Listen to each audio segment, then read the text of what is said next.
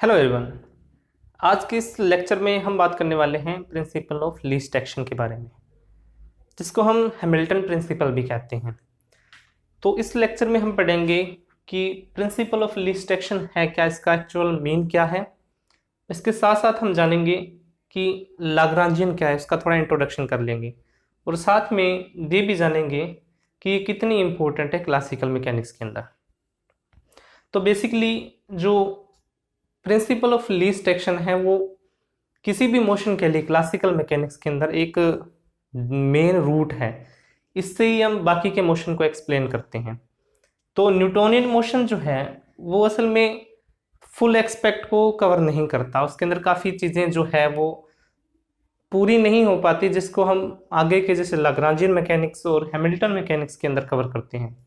तो उसी एस्पेक्ट के अंदर जो प्रिंसिपल ऑफ लीस्ट एक्शन है वो मोशन के उस रूप को डिफाइन करता है जिसको हम असल में आम भाषा के अंदर कहते हैं नेचर का लेजीनेस, यानी कि प्रिंसिपल ऑफ लीस्ट एक्शन। इसको हम थोड़ा डेफिनेशन के रूप में समझते हैं, फिर हम देखेंगे इसका मीन क्या है। तो a particle moving under the influence of a force will take a path in the such a way there the difference of the time average kinetic energy and the time average potential energy of the particle is minimum। इसका मतलब ये है कि एक particle है जो किसी भी फोर्स के इन्फ्लुएंस में मूव कर रहा है, वो चाहे ग्रेविटी हो सकती है, चाहे किसी तरह की इलेक्ट्रोमैग्नेटिक फोर्स हो सकती है। जब वो पार्टिकल मूव कर रहा होता है किसी फोर्स के इन्फ्लुएंस के अंदर, तो उसके पास कई तरह के रास्ते होते हैं एक पॉइंट से दूसरे पॉइंट के अंदर जाने के। तो उसमें से वो उस पाथ को कंसीडर करता है हमेशा जिसके अंदर जो टाइम एवरेज काइनेटिक एनर्जी है और जो टाइम एवरेज पोटेंशियल एनर्जी, इनका जो डिफरेंस है वो मिनिमम हो।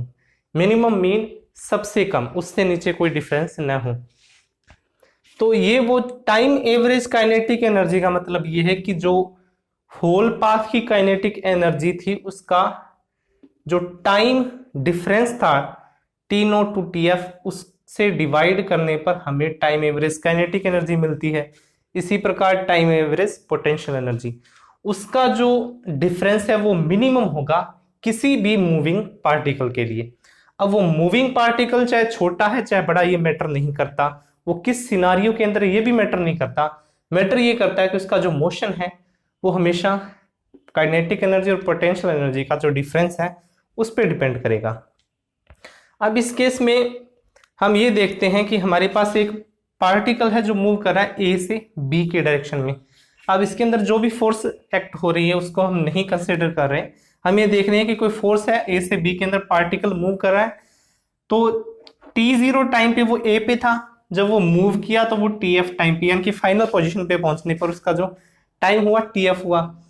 इस जगह पे इसकी जो काइनेटिक एनर्जी को हम काइनेटिक एनर्जी नोट से और इसी प्रकार पोटेंशियल एनर्जी जीरो से इसको डिनोट करते हैं, और इधर ये फाइनल काइनेटिक और पोटेंशियल एनर्जी होगी। अब इस पूरे सिनारियो के अंदर हम ये देखते हैं कि कोई भी पार्टिकल है उसके पास एक पॉइंट से दूसरे पॉइंट में जाने के लिए बहुत से डिफरेंट पाथ हो सकते हैं।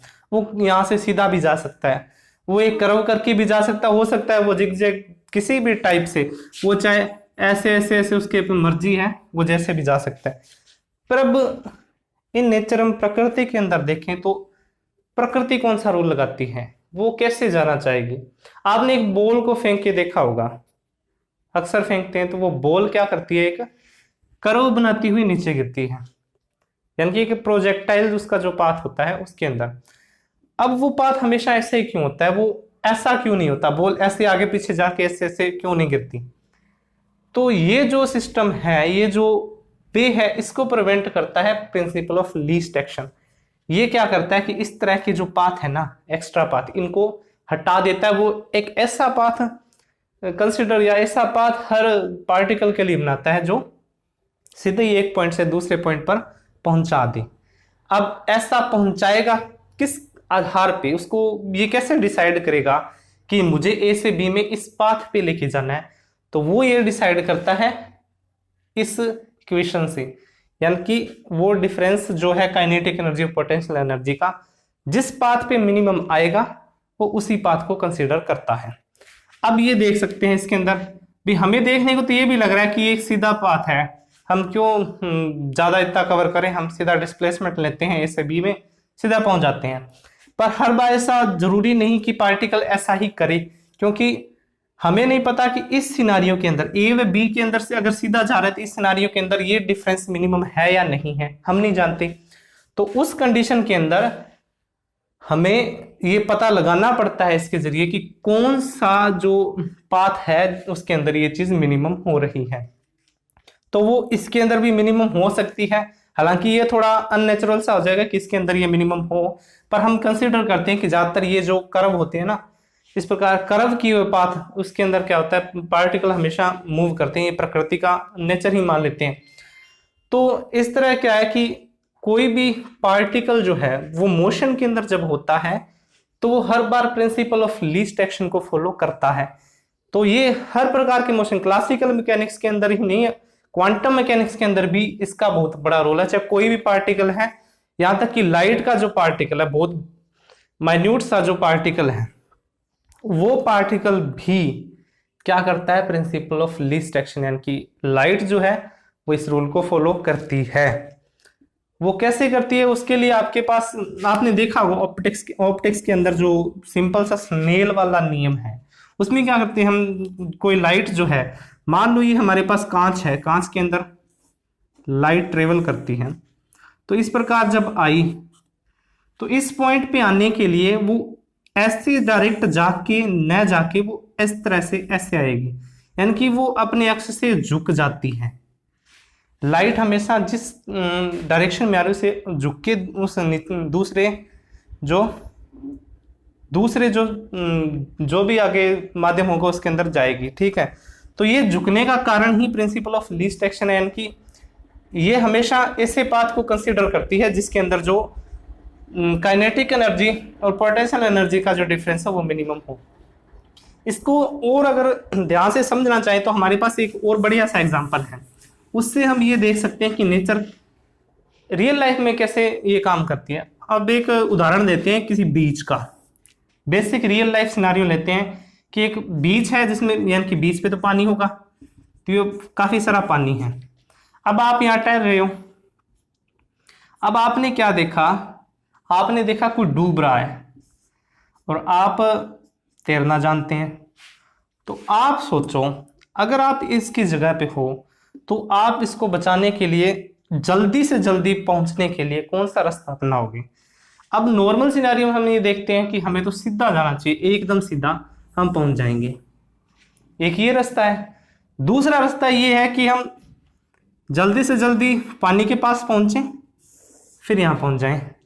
और तीसरा तरीका ये भी हो सकता है कि हम जितना तेज दौड़ सकते हैं जमीन पे दौड़ें, उसके बाद पानी के अंदर चलें। अब इस तीनों सिनारियों के अंदर अगर हम वहां हो तो हम ये कंसीडर करेंगे कि कम से कम टाइम लगाएं। तो इस कंडीशन में, क्योंकि यहां हम तेज चल सकते हैं पर पानी के अंदर तेज नहीं चला जाएगा, तो इस कंडीशन को तो हम पहले डिनाई कर देंगे कि ये तो हम नहीं करने वाले।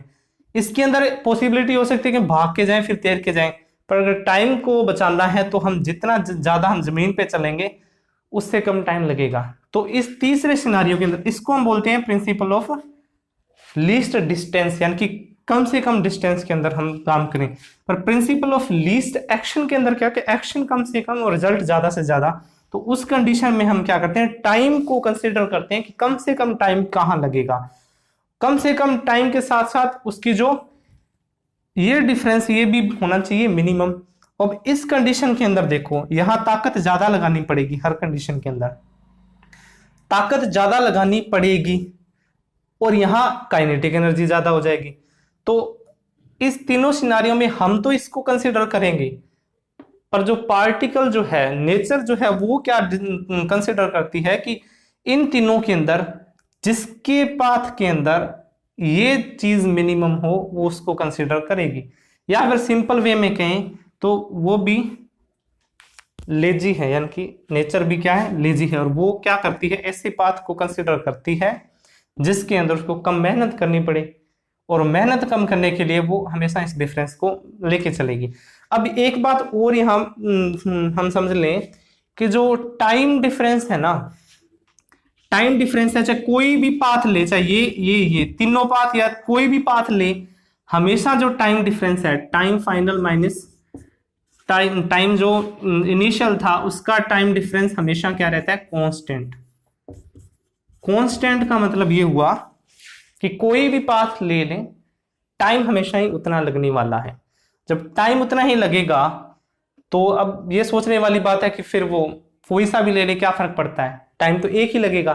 तो उस कंडीशन के अंदर ही क्या करना होगा, अगर ये पाथ लेगी, कोई भी पार्टिकल ये पाथ लेगा तो उसको ज्यादा चलना पड़ेगा, तेज चलना पड़ेगा। तेज चलना पड़ेगा उस सिनारियो में क्या आ जाएगी? काइनेटिक एनर्जी, क्योंकि काइनेटिक एनर्जी जो है वो यही होती है, जैसे ही वेलोसिटी तेज हुई तो इसकी वैल्यू बढ़ जाएगी, जितनी ये ज्यादा होगी ये डिफरेंस उतना ही ज्यादा हो जाएगा। अब हमें तो मिनिमम रखना है ना, तो डिस्टेंस चाहे कितनी किसी तरह से कवर करें, टाइम कांस्टेंट रखने पर वेलोसिटी ज्यादा करनी पड़ेगी अलग अलग सिनारियों के अंदर। तो जहां पे चाहे टाइम कांस्टेंट है, चाहे जहां पे भी हम वेलोसिटी को कम करें या ज्यादा करें, ये कंडीशन सेटिस्फाई होगी, वो चीज ही हमें प्रिंसिपल ऑफ लीस्ट एक्शन पे लेके जाएगी। तो हमें ये बात ध्यान में रखनी है कि चाहे कोई भी सिनारियो हो, काइनेटिक एनर्जी ज़्यादा नहीं होनी चाहिए ताकि ये डिफरेंस न चेंज हो। तो ये था इसका बेसिक इंट्रोडक्शन। इसको कैसे समझ सकते हैं, हालांकि ये इतना आसान नहीं है। प्रिंसिपल ऑफ लीस्ट एक्शन को समझने के लिए कई वैज्ञानिकों, उस टाइम के जो कई फिजिसिस्ट थे, उसने अपनी उम्र बिता दी थी इसको समझने के लिए। तो बेसिक इंट्रोडक्शन यही है जो हमारे लिए काफ़ी होगा, ठीक है। इससे ज़्यादा जानने की हमें ज़रूरत नहीं है। अगर आप इसको एक बार नहीं समझ पाए तो दोबारा देख के भी इसको समझ लेना। अब हम देखते हैं कि इसको इक्वेशन फॉर्म में कैसे लिखें। इसका जो एक्चुअल मीन वो यही है कि लीस्ट एक्शन के फॉर्म में इसको लाने के लिए जो ये मिनिमम डिफरेंस है, इसका हमें करना होता है सम। सम का मतलब इसका जो, अब ये पाथ जो है, इस पाथ के अंदर हर जगह पे, चाहे ये यहाँ लो, कोई भी पॉइंट ले लेना, वहां पे इसकी जो काइनेटिक एनर्जी जो होगी वो अलग अलग होगी। कहीं पोटेंशियल एनर्जी ज्यादा होती है, कहीं काइनेटिक एनर्जी ज्यादा होती है। तो ये तो हमको पता है, काइनेटिक और पोटेंशियल एनर्जी जो है वो चेंज होती रहती है टोटल एनर्जी को कांस्टेंट रखने के लिए। तो जहां जहां काइनेटिक एनर्जी बढ़ेगी वहां पोटेंशियल एनर्जी कम हो जाएगी। तो इस तरह ये क्या है कि हर पॉइंट पे अलग अलग काइनेटिक और पोटेंशियल एनर्जी जो होगी उसका हम अगर सम करेंगे तो उसके लिए हमें लेना पड़ेगा टाइम 0 से टाइम फाइनल तक का इंटीग्रेशन, जिसके अंदर हम इस टोटल जो होने वाला जो डिफरेंस है उसको मेजर कर पाएंगे। और वो जो डिफरेंस होगा वो टाइम एवरेज होगा। ये बात याद रखना, टाइम एवरेज मतलब इसमें टाइम यानी कि TF माइनस T नोट को भी इसमें डिवाइड किया गया है। तो इसको अगर लिखना चाहो तो आप ऐसे लिख सकते हो, जो टाइम एवरेज काइनेटिक एनर्जी जो है एवरेज काइनेटिक एनर्जी, या लिख सकते हैं एवरेज काइनेटिक एनर्जी जो है वो होती है काइनेटिक एनर्जी होल पूरे के अंदर जो भी होगा, सम ऑफ काइनेटिक एनर्जी n तक जो भी है, TF माइनस T नोट, ठीक है। तो इसी तरह पोटेंशियल एनर्जी को भी निकाल सकते हैं। तो हमने इसको इस फॉर्म में लिखा।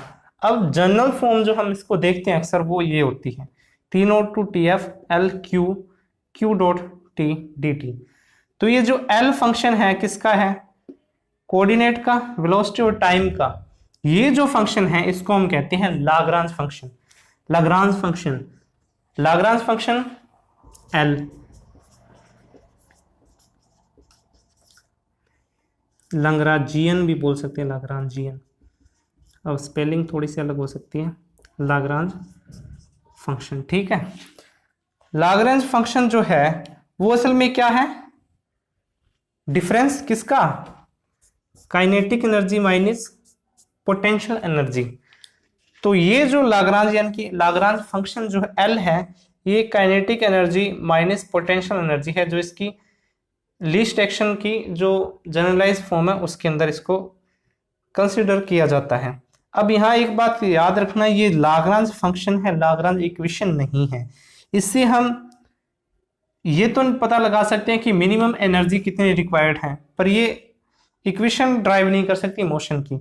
तो इसके लिए अलग फंक्शन है, इसके अलग इक्वेशन है जिसको हम इससे कैसे ड्राइव करेंगे वो अगले वीडियो में देखेंगे, ठीक है। तो यहाँ हम सिर्फ बात करें लाग्रांज फंक्शन की।